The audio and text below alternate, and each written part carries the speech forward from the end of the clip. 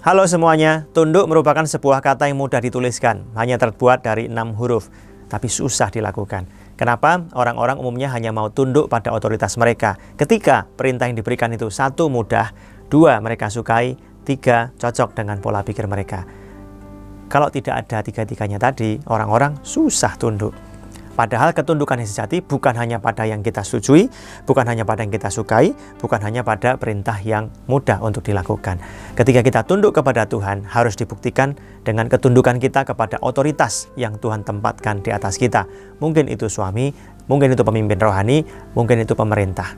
Kita harus tunduk kepada otoritas kita sebagai wujud, sebagai bentuk ketundukan kita kepada Tuhan. Kita nggak mungkin bisa berkata begini, aku taat pada Tuhan tapi nggak taat pada kamu. Kan nggak bisa. Ketaatan kepada Tuhan harus dibuktikan pada ketaatan kepada pemimpin-pemimpin kita.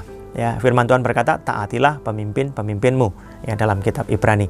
Nah, saudara sekalian, kapan kita boleh nggak tunduk? Kita boleh nggak tunduk ketika perintah yang diberikan itu membawa kita berdosa atau melawan firman Tuhan. Ya, kita nggak tunduk nggak apa-apa, tetapi dengan catatan, dengan sikap yang baik, dengan sikap yang santun, dengan sikap yang hormat, bukan dengan sikap hati memaki-maki, merendahkan, menghina, menyerang, dan yang lain sebagainya. Orang percaya diajarkan untuk tunduk pada pemerintah.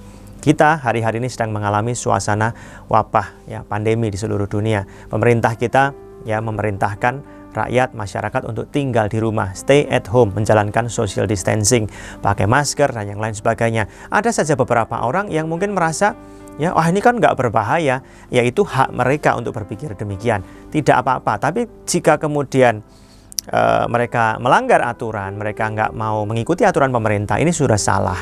Kenapa? Karena di satu sisi ketika mereka berpikir itu nggak berbahaya buat mereka, nggak apa-apa, itu hak pribadi. Tapi mereka juga harus ingat bahwa sesuatu yang tidak berbahaya buat kamu belum tentu nggak berbahaya buat orang lain.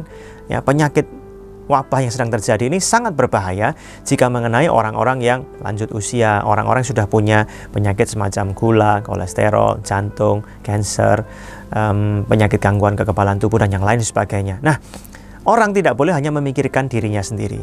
Itulah sebabnya tadi saya katakan bahwa jangan hanya tunduk pada perintah yang mungkin sesuai dengan yang kita pikirkan, karena yang kita pikirkan bisa jadi mungkin kurang luas, bisa jadi mungkin kurang bijak. Ketika aturan dibuat oleh pemerintah, mari kita taati, mari kita hormati, kita dukung pemerintah kita dengan sebaik-baiknya. Jangan mencaci mereka, jangan menyerang mereka, jangan menghina mereka. Apalagi wabah ini adalah wabah yang betul-betul baru penyakitnya, belum pernah dikenal sebelumnya. Oleh karena itu, jika menangani sesuatu yang baru, ada salah 1, 2, 3 hal, itu lumrah, itu biasa. Ya, tidak ada manusia yang sempurna menghadapi sesuatu yang baru, bisa perfect, bisa sempurna cara menanganinya. Mari kita dukung pemerintah kita taati, stay at home, save lives. Tuhan memberkati.